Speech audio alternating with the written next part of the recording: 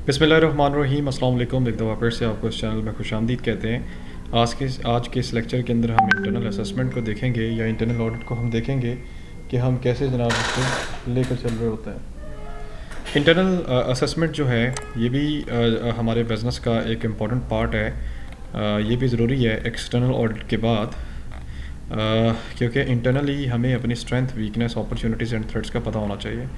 सो यहाँ पे मैं उम्मीद करता हूँ, हाँ देखें, हर चैप्टर के अंदर ये बिज़नेस का ये मॉडल दिया हुआ है। ये बिज़नेस का मॉडल अभी हम इस ब्लॉक में पहुँचे हैं, तीसरे के अंदर, और हमारे यहाँ पे जो स्टेज चल रही है वो फार्मूलेशन स्टेज है।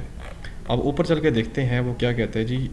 नेचर ऑफ इंटरनल ऑडिट ये हम क्यों करते हैं, तो इसकी नेचर में मैं आपको ये बात बता दूं कि हम स्वॉट एनालिसिस कर रहे होते हैं, ठीक है। और स्वॉट एनालिसिस के बारे में आपको पता होना चाहिए कि क्या है, कि इंटरनल फोर्सेस की बातें कर रहे हैं जी। इंटरनली कौन कौन सी ऐसी चीज़ें होती हैं जो कि एक इम्पॉर्टेंस अपना रोल प्ले करती हैं, जिसमें मार्केटिंग है, फाइनेंस है, अकाउंटिंग, मैनेजमेंट, MIS है, प्रोडक्शन ऑपरेशन मैनेजमेंट के सिस्टम है, एडवर्टाइजिंग, पैकेजिंग है, और अंडर प्राइसिंग ATC है, ठीक है। ये वो वाली चीज़ें हैं जो कि क्या करती हैं, इंटरनल फोर्सेस के साथ इसका लिंक्ड है, और ये बड़ा इंपॉर्टेंट रोल प्ले करती हैं उस ऑर्गेनाइजेशन की स्टेबिलिटी के हवाले से। अब यहाँ पे वो ये कहता है कि डिफरेंट टाइप्स ऑफ ऑर्गेनाइजेशंस हैं, जैसे हॉस्पिटल्स हैं, यूनिवर्सिटीज़ हैं, गवर्नमेंट है, और दूसरे बिजनेस एरियाज़ हैं। हर एक का जो बिज़नेस फंक्शनल एरिया होता है वो डिफरेंट होता है उसको डील करने के लिए। नेक्स्ट वन इज़ द जी, हम इंटरनल ऑडिट कैसे प्रोसीड करते हैं, कैसे चलाते हैं। तो जैसे बिल्कुल पहली वीडियो में हमने ये देखा था कि इंटरनली हमारे पास R&D का डिपार्टमेंट होता है जो कि इंटरनल ऑडिट कर रहा होता है। साथ साथ हमारे पास मार्केटिंग का डिपार्टमेंट होता है, ऑपरेशंस का डिपार्टमेंट होता है, जो कि इंटरनल असेसमेंट के लिए बैठे होते हैं, ठीक है। अब आगे थोड़ा सा हम मूव करते हैं जी। RBV, रिसोर्सेज बेस्ड व्यू, ठीक है। अब RBV हमें क्या कहते हैं, RBV अगर हम पढ़े ना, वो ये कहते हैं resource based view. RBV approach is a competitive advantage content to the internal resources are more important for a firm than external resources. External factors is achieving and sustaining competitive advantage. I think अब आपको बात समझ आ गई होगी। RBV के अंदर कहते हैं कि इंटरनल सोर्सेज ज़्यादा से ज़्यादा इंपॉर्टेंट है एज़ कम्पेयर टू एक्सटर्नल। और पीछे जो हमने इंडस्ट्रियल ऑर्गेनाइजेशन व्यू पढ़ा था उसमें वो ये कहता है कि एक्सटर्नल ज़्यादा से ज़्यादा इंपॉर्टेंट है एज़ कम्पेयर टू इंटरनल, ठीक है। तो ये चीज़ें हैं यहाँ पे, जस्ट उसने आपने वो वाला पैराग्राफ करना है। इंटीग्रेटिंग स्ट्रेटजी एंड कल्चर की बात कर रहे जी, हाँ। अब यहाँ पे वो ये कहता है कि ऑर्गेनाइजेशन का जो कल्चर है उस कल्चर को देखते हुए आपने स्ट्रेटजी को इंटीग्रेट करना है। इंटीग्रेट कहते हैं धन साथ देना। अब हमारा जो कल्चर होता है ऑर्गेनाइजेशंस के अंदर, उसमें कुछ वीक पॉइंट भी होते हैं, कुछ स्ट्रॉन्ग पॉइंट भी होते हैं। हमने उसके अकॉर्डिंग अपने आप को लेकर चलना होता है। हम अपनी वीकनेस को छुपाने की कोशिश करते हैं और उसको कवर करते हैं हम अपनी स्ट्रेंथ के थ्रू। तो ये हमारे बेसिकली ऑर्गेनाइजेशन का एक कल्चर होता है जिसके अंदर हम क्या करते हैं, चीज़ों को फाइनल टच देते हैं, आगे तक लेकर चलते हैं। अब इसमें सबसे पहला जो इसमें रोल आ रहा है वो है, इसमें इंटरनल असेसमेंट के अंदर हमारी मैनेजमेंट होती है, ठीक है। मैनेजमेंट बेसिकली क्या करती है, डिफरेंट एक्टिविटीज़ को मैनेज करती है। मैनेजमेंट के फंक्शंस जो हैं वो बेसिक 4 हैं: planning, organising, motivating, staffing and controlling. यहाँ पे थोड़ा सा एक ऐड हुआ है जिसको मोटिवेटिंग का नाम दे रहे हैं। और मैनेजमेंट का हर जो फंक्शन है इसकी ये डिस्क्रिप्शन है, मैं ज़्यादा डिटेल में नहीं जाऊँगा क्योंकि मैनेजमेंट में स्टीफन पी रॉबिन्स की बुक में मैंने ऑलरेडी इसको एक्सप्लेन किया हुआ है। और साथ साथ उसने ये बता दिया है कि प्लानिंग का ताल्लुक स्ट्रेटेजिक मैनेजमेंट मॉडल के किस ये कह लें कि स्टेज के साथ है। यानी ये साथ साथ उसने स्टेजेस भी बता दी हैं कि इसका ताल्लुक इसके साथ है, इसका ताल्लुक इसके साथ है। खैर, प्लानिंग जो है बड़ा इंपॉर्टेंट रोल प्ले करती है जी। जैसा कि स्टार्ट में मैंने आपको बताया था कि प्लानिंग रिसोर्सेज को वेस्ट होने से बचाती है और अपना काम टाइम पे और जल्द कंप्लीट करने में हमारे लिए हेल्पफुल रहती है।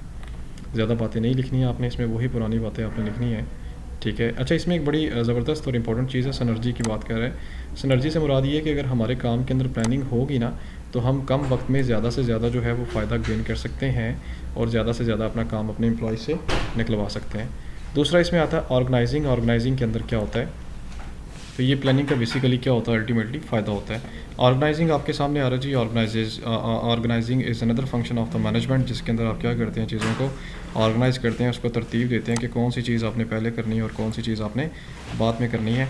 Next one is the function is the motivating. Motivating is also an important function, जिसके अंदर आप एम्प्लॉयज़ को मोटिवेट करते हैं काम करने के लिए।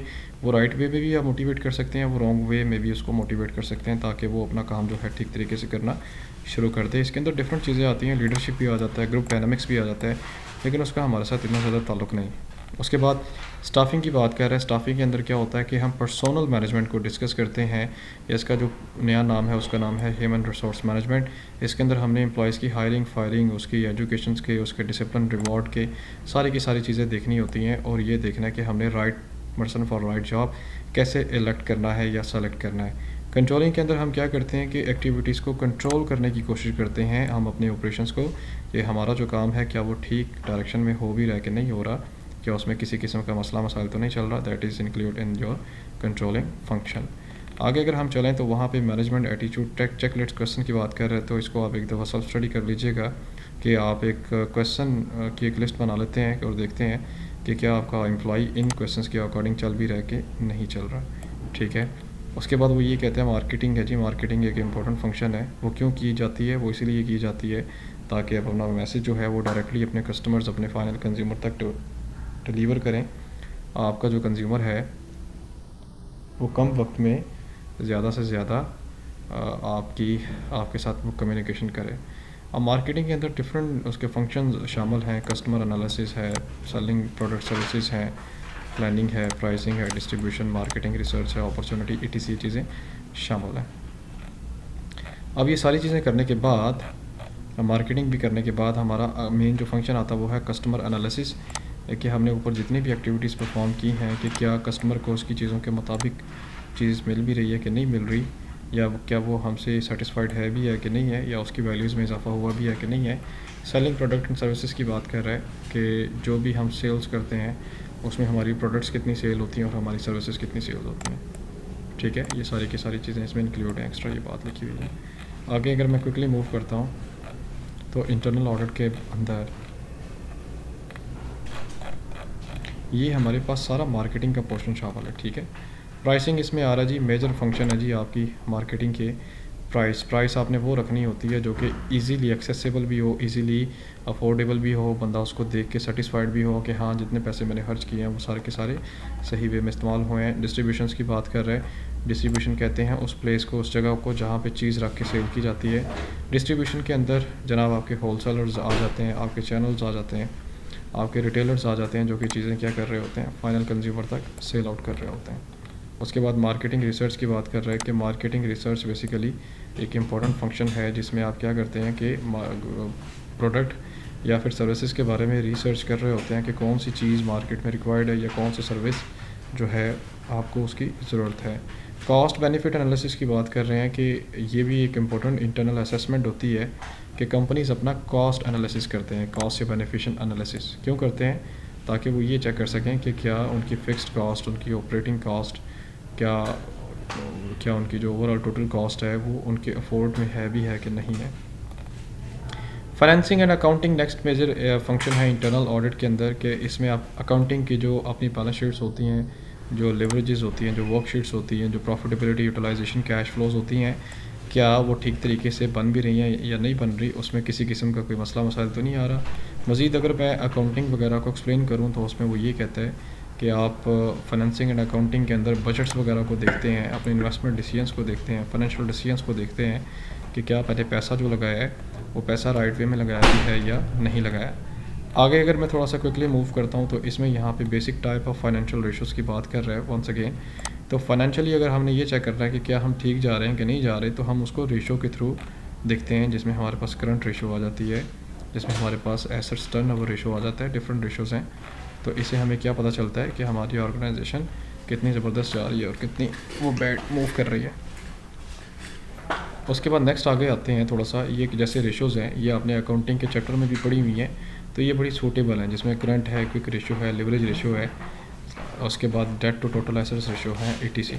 ठीक है, अगर हम थोड़ा सा मूव आगे करते हैं तो इसमें आगे आ जाता है चैप्टर जो है बिल्कुल लास्ट पे आके ये कंप्लीट हो जाता है। इसमें रेशोज़ की डिस्कशंस हैं जो कि हमारा एक्स्ट्रा उसके साथ लिंक करता है कि अगर हम टाइम निकाल के उसको डिस्कस करते हैं तो फिर वो एक टॉपिक बन सकता है, अदरवाइज़ जितना हमने पढ़ा उतना इनफ है।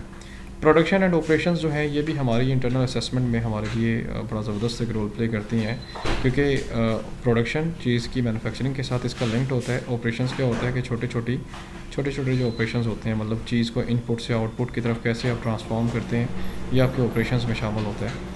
तो आपके ऑपरेशंस के अंदर जो है वो process, capacity, inventory, workforce, quantity सब कुछ शामिल है। तो ये जो है basically operation and production management के अंदर आप चीज़ों को बनने से लेके उसको सेल्स होने तक की चीज़ें सारी की सारी आप देखते हैं। ये भी इंटरनल असेसमेंट का एक इम्पॉर्टेंट पार्ट है। उसके बाद अच्छा, ये आप जो भी आपको मैं इंटरनल असेसमेंट का पार्ट बता रहा हूँ ना, आप साथ साथ उसको यहाँ से ये चेक लिस्ट उसकी ज़रूर पढ़ते जाइएगा, ये आपके लिए ज़रूरी है।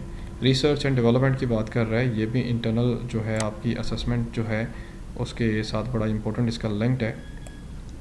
मतलब कि रिसर्च एंड डेवलपमेंट का जो डिपार्टमेंट होता है वो उस डिपार्टमेंट की वर्किंग ही और होती है। तो उसमें भी आपने ये देखना है कि क्या ये मेरा डिपार्टमेंट ठीक तरीके से काम कर भी रहा है कि नहीं कर रहा, क्या इसमें किसी किस्म का कोई मसला मसाइल तो नहीं आ रहा।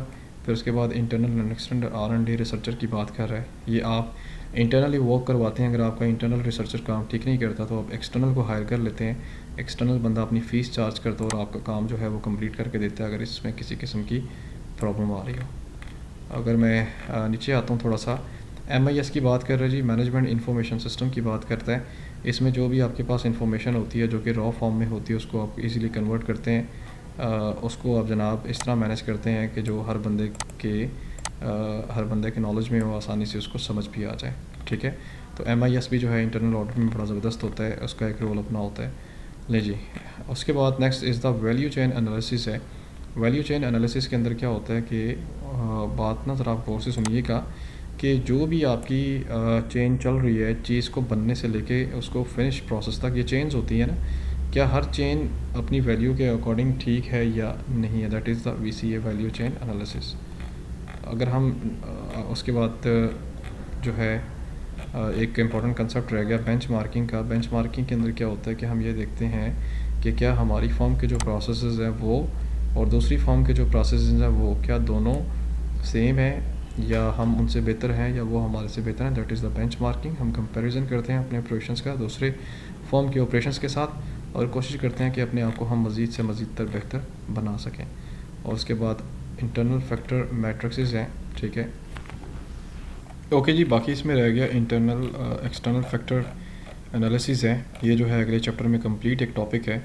इंटरनल फैक्टर एवेल्यूएशन मैट्रिक्स के अंदर आपको सिंपल मैं ये बातें बता देता हूँ कि ऑर्गेनाइजेशन के अंदर जो फोर्सेस होती हैं ना उसको डिस्कस किया जाता है कि कौन सी फोर्स ज़्यादा इंपॉर्टेंट है और कौन सी फोर्स जो है वो उसके नुकसानदेह है। ठीक है, और इसमें कुछ नहीं, बाकी ये अगले चैप्टर में बड़ी डिटेल्स हैं, चैप्टर 8-9 में उसको इंशाल्लाह वहाँ पे डिस्कस करेंगे। ले जी, चैप्टर नंबर 3 जो है यहाँ पे कंप्लीट हो रहा है। आप लास्ट पे आके चैप्टर की समरी ज़रूर पढ़ें और इसका कंक्लूजन भी देखें। अगर कोई चीज़ आपको पूछने वाली है तो आप मुझसे ज़रूर पूछें, इंशाल्लाह I will try to respond you quickly as soon as possible. Thank you so much for watching. Don't forget to subscribe my channel.